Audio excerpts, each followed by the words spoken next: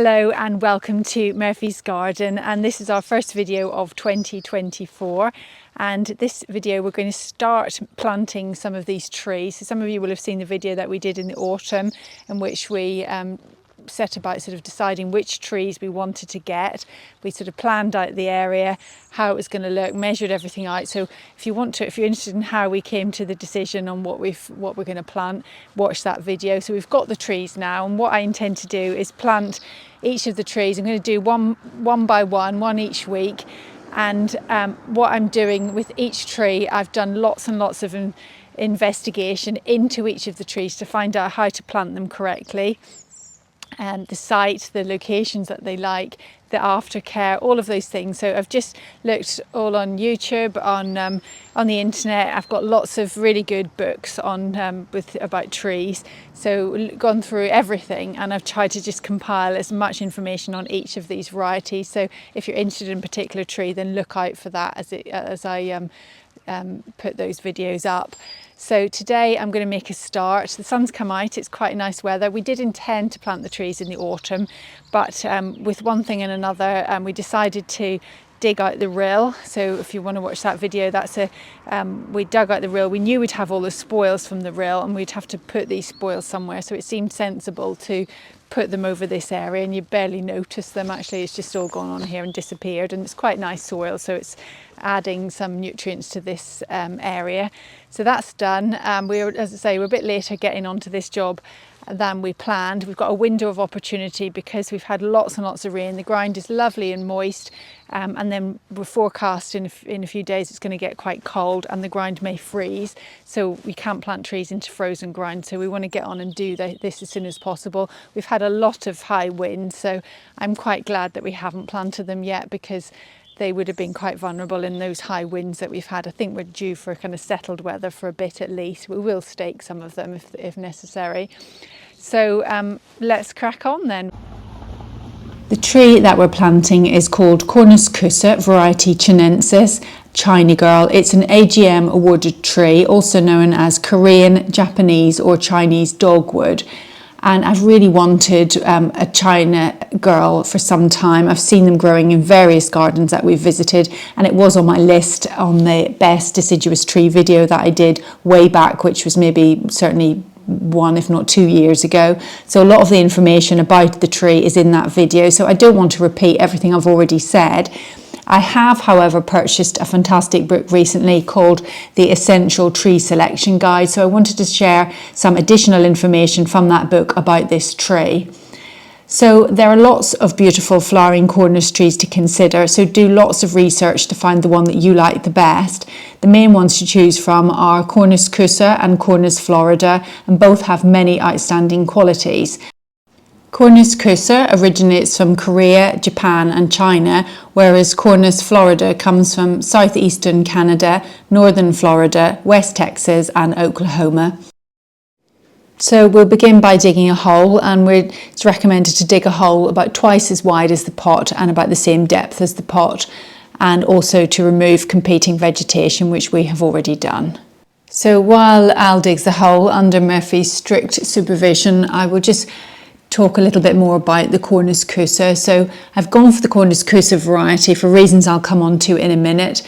There is a variety of Cornus Kousa growing on the Chinese mainland which has larger leaves and bracts, and which is categorised as Cornus Kousa variety chinensis, which is the one I've gone for.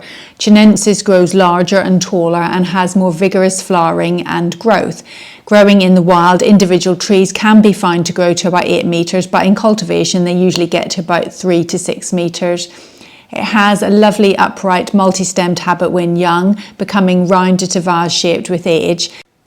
In open sunny sites it is dense with slightly pendulous branch tips, and you'll get more flowering from it in a sunny position. However, if you do put it in a slightly shaded position, the flowers will be sparser, but it will have very open, attractive tiers, so it depends on the look that you're after. So we're ready to plant. So we've tipped the tree out of its pot, and it's a good idea just to examine the root ball. And sometimes, particularly with pot growing trees, you can find that they can be a bit too deep in the pot. Sometimes you get a bit of composting and, you know, leaves and things turn into soil, and before you know it, the tree is a bit too deep in the pot. So although a lot of books tell you to plant the tree at the height it was in the pot, sometimes it can be a little bit too deep. So find the collar of the tree. So the collar is where the tree meets the roots. And the other thing that trees growing in pots are susceptible to, especially ones that have been in a pot a bit too long, is something called girdling.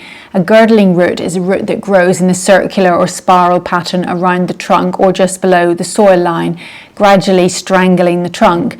As the root circles the trunk, they cut off the flow of sap to the tree, ultimately leading to its death. All trees develop girdling, but some trees are more prone to this problem, including dogwoods. And we'll just tip the tree over and just look at the roots and just gently tease the roots out, just to encourage it to leave this kind of pot shape and go off looking for moisture and nutrients in the surrounding soil. So it looks lovely and healthy. There's lots of really good, lovely, healthy white roots. And we'll just place the plant in the hole and just checking that it's at the height, the desirable height, so it's at the same level as the soil.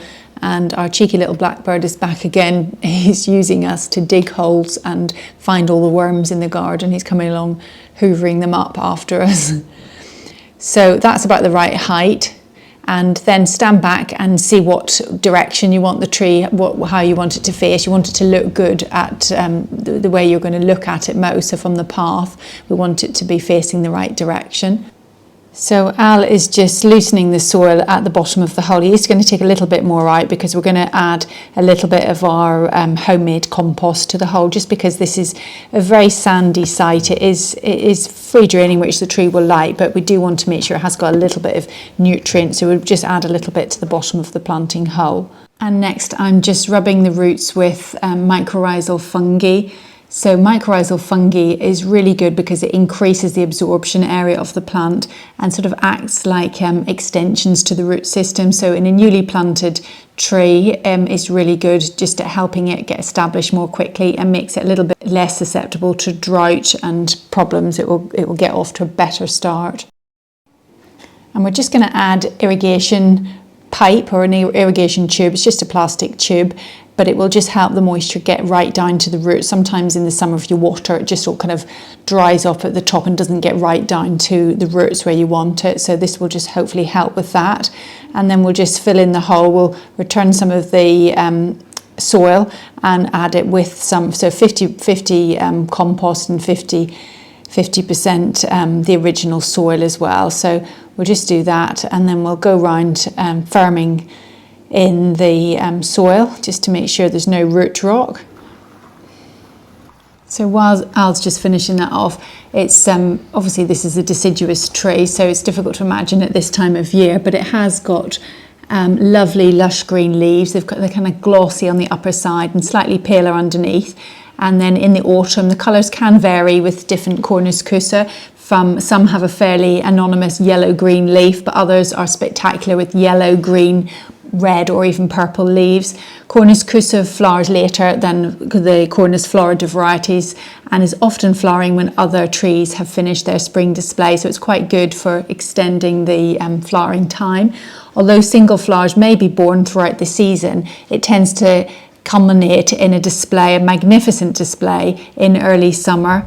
It's interesting to note that the wonderful display that these trees are known for are not actually flowers at all, but rather bracts, more like white leaves, and the flowers are actually these greenish clusters which sit in the centre surrounded by the bracts.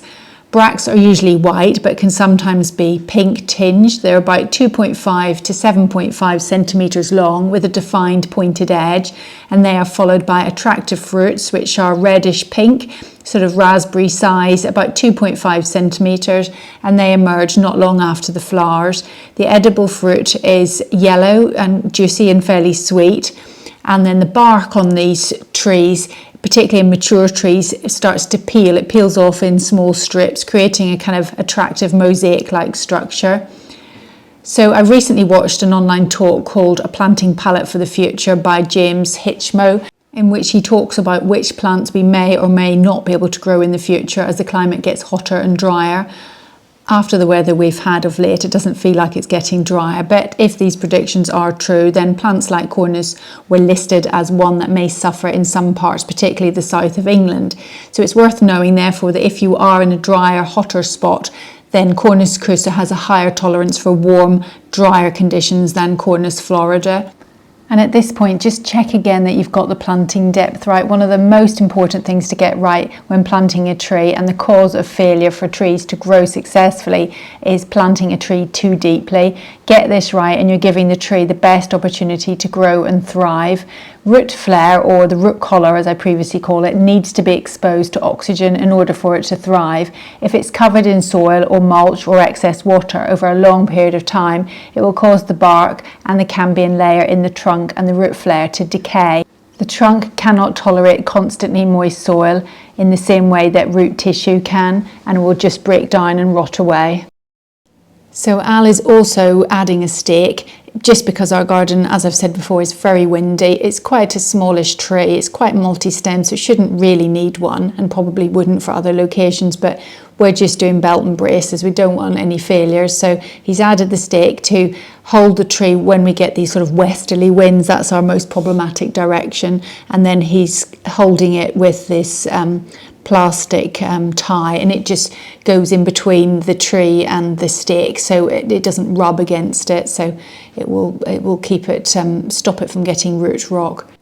So Cornus Kousa variety chinensis China Girl is an AGM awarded plant. You can never go wrong with choosing ones that have got an AGM. It was introduced in the 70s and was selected in Holland.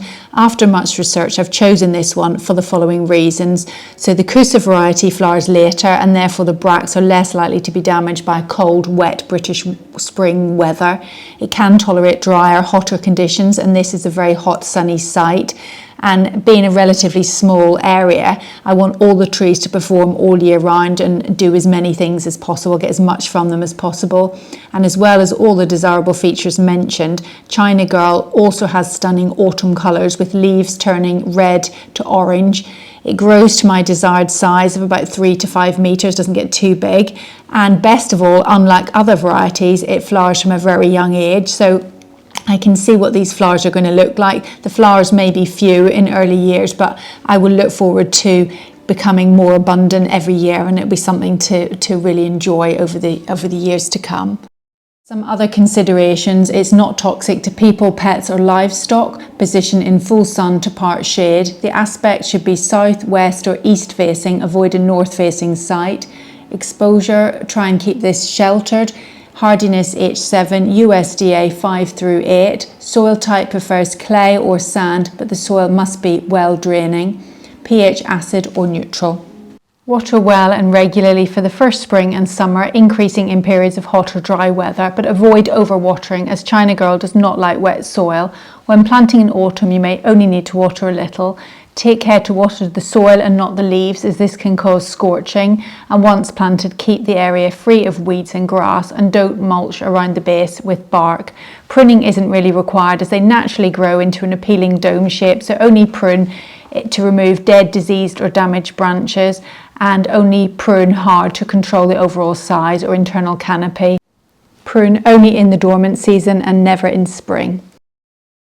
And although China Girl flowers from a young age, the performance of maturer trees is very weather dependent. After a long hot summer, the following year's flowering will be magnificent, but after a cold wet summer, the following year's flowering will be poor or sporadic. That's the Cornus Kousa planted, and next week we'll be planting the arbutus. So join us then. Don't forget to like and subscribe, and see you in the next video. Bye for now.